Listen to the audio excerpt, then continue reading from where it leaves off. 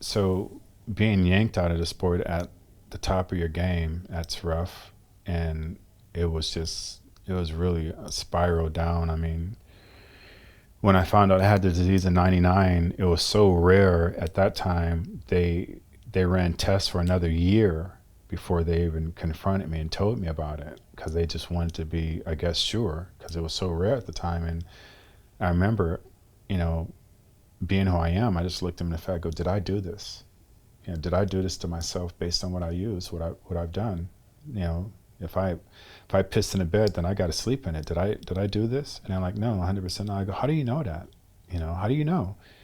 And I remember them saying, you know, there's a famous basketball player that has the same disease, and we know he didn't do what you did. And they wouldn't tell me his name then, but now I know what it is. It's Lonzo Mourning. Oh, really? Yeah. I was like, huh. I said, okay. And then later on, I started meeting families. You had kids that obviously didn't do what I did. Um, so, you know, I went into the hospital. Well, I found out I had disease, and, you know, that was rough because all my contracts left. They ran like the Black Plague. You imagine you're paying an athlete to look a certain way, and there's a dark side to what they have to do, and now you have kidney failure. Please try to convince me it's not a correlation of what you're doing. You're lying. Of course it is. No, it's a rare kidney disease, and you know it's FSGS, focal glomerulosclerosis. Sure it is, son. So they all ran like the plague. So I just lost everything: my mansion, my cars, and I was trying to explain it, you know, to somebody at a time, you know. So I was fortunate. I had a really big house that people would come to and get lost, you know, if they went the wrong direction. And I was forced from that to have to go and stand with my mother-in-law in a 3-bedroom house that had 1 bathroom, and it was me and my ex-wife now, me, her, and our 2 kids living in a room in a single bed, all 3 of us laying in it, and her sister and her husband and their kids living in the other room, and our mother living in another room. So coming from that into there, not to mention I had my dialysis machine that I was dialysizing myself, and it was hell. It's like, wow, this is my life now. And I remember trying to explain to them, because they'd be like, why are you depressed? I'm like, because yeah, but you're here, Flex. I couldn't get that. I'm like, look at everything I lost. I'm like, why would that matter? I'm like, okay, so if you're this height and you fall, it hurts a certain amount. But if you're way up here and you fall, it is greater. And they're like, no, it's not. I'm like, of course it is. You're just saying that because you weren't up there. So anyway, fast forward, I get you know, a transplant soon because I was going and getting dialyzed every other day for 3 hours, and at the time I was still around 260 pounds, so I was too heavy, and the kidney disease was getting more aggressive. So it got to the point where they wanted me to start coming in every day for 12 hours, and I just told them, I said, go F yourself. I'd rather die. He goes, no, this you're going to if you don't, and we're not sure if you're going to make it even if you do. I'm like, I don't have a life if I come in here and do that. I just rather just die. You know, that's no life to live. So I wasn't thinking about my kids or anything at the time. That was just the darkness I was in. And so fortunately I got a kidney transplant, and I thought that was great. But the girl who was my donor, it was a female, and she was very petite. And while I guess they had us out on a table, they discovered that the main artery to her kidney was short because she's tiny and I'm big. So they were going to put the kidney back in her and just stitch me back up. And I guess one of the surgeons, you know, had a great idea of going to my main artery here and take it out and extend it and make, you know, the surgery work. Well, in the process of doing that, because I was not only you know, weighing 260 pounds, but just probably at that time maybe 4%, so just muscular. You know, they use these huge clamps that open everything up, just like I guess a C-section. So in doing so, it killed the main artery here because I was clamped and it was, you know, pinched down for so long.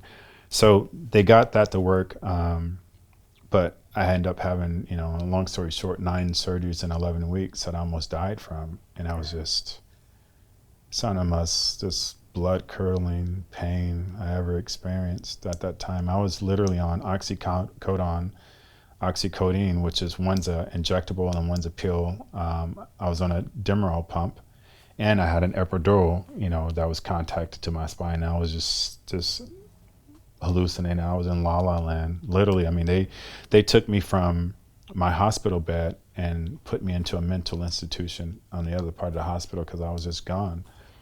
And here we can backlash to what I was talking about, drugs. So instead of helping me, all they did was put me on more drugs.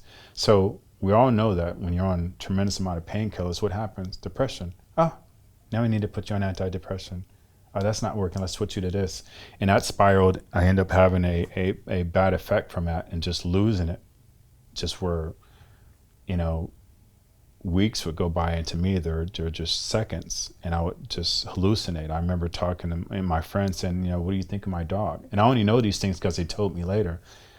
And I'm asking him, what do you think of my dog? And he's like, what dog, Flex? He goes, my dog. And I'm pointing at my foot. Even something more embarrassing, my niece was visiting me, and I'm asking her, what color underwear you got on? And she didn't tell me till years later, and when she told me, I was sobbing. That's my niece. She goes, Uncle Kenny, I knew that wasn't you. That didn't bother me. And another time I was so hungry because they starved me because I was having all these tests done, right? And I was starving. Plus, I'm coming off of eating 8,000 calories a day to being just shut down. So I'm dying and I'm angry. Imagine when you're hungry. I'm angry and I'm hallucinating, and I'm opening the cabinets and I'm getting everything out, and I'm making a peanut butter and jelly sandwich, and I put it on. And only when I bite do I realize it ain't nothing there, which just sends me into more anger and enrage. So they put me into a mental institution, and, through arguments with them and just some of the things I seen in there with just people who have mental problems, a normal person just don't supposed to see that, and don't even supposed to see how they respond to those people. And I was arguing with them, and we discovered that 2 of the medications had an adverse effect that it said right on the label. Do not switch these 2 or mingle these 2 together, or else it causes this. And it goes, no, we don't think you're on. It goes, right there, read it. And as doctors, some are, no, you're wrong. And they came back, we think you're onto something. I'm like, I want out of here. No, you have to stay. I'm like, no, I want out of here. It goes, well, listen, you were suicidal before, so, you need help. I'm like, no, I beat that.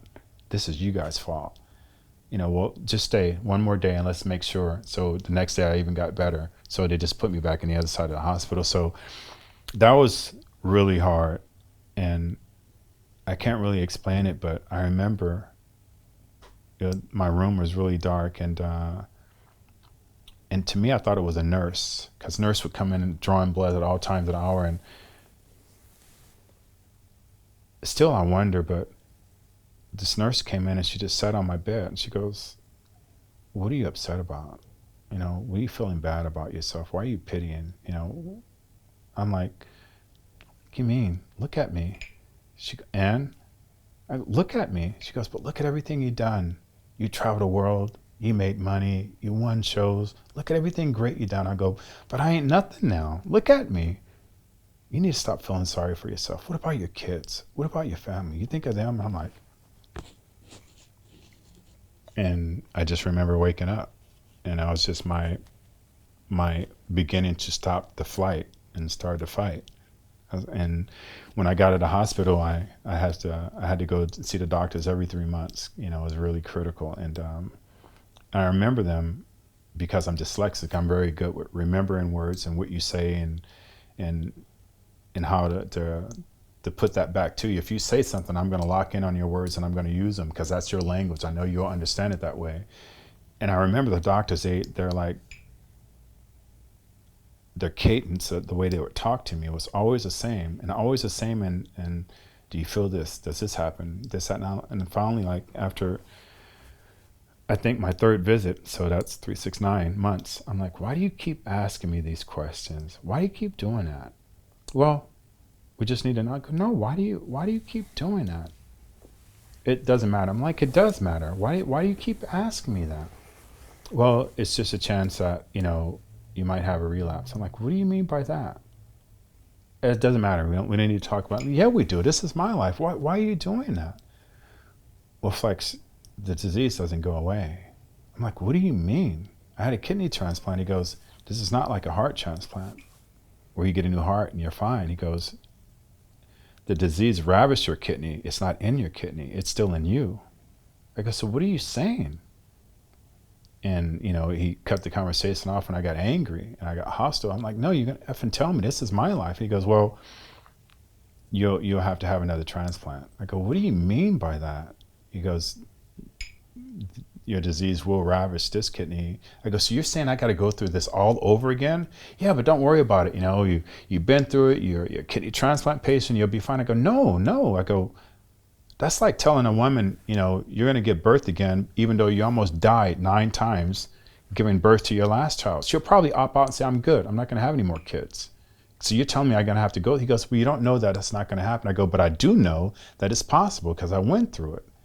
And I went home and I was just in a state of depression. Like, man, I thought I was done. You telling me, I think I laid in bed for maybe 3 days, allowing Kenny to just beat my ass, you know, like the old days. You get it? Yeah. And I got tired and angry just with just the pity crap. And I said, you know what? Okay, if this is going to happen, it's going to have to come and get me. I'm going to get up. I'm going to go live my life. I'm going to get back in shape. When it knocks on the door, I'm not answering. I'm out somewhere. It's going to have to come and find me. I'm not going to just sit here and let this just come and just happen. Like, hey, how you doing? Come on in. I'm like, I'm going to fight.